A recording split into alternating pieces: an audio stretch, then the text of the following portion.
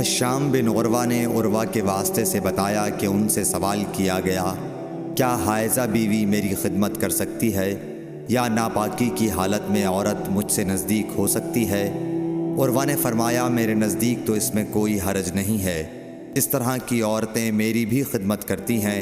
اور اس میں کسی کے لیے بھی کوئی حرج نہیں، اس لیے کہ مجھے حضرت عائشہ رضی اللہ تعالی عنہا نے خبر دی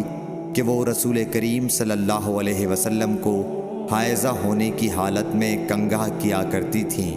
اور رسول اللہ صلی اللہ علیہ وسلم اس وقت مسجد میں معتکف ہوتے، آپ اپنا سر مبارک قریب کر دیتے اور حضرت عائشہ رضی اللہ تعالی عنہا اپنے حجرے ہی سے کنگھا کر دیتی حالانکہ وہ حائضہ ہوتیں۔ صحیح بخاری حدیث نمبر 296۔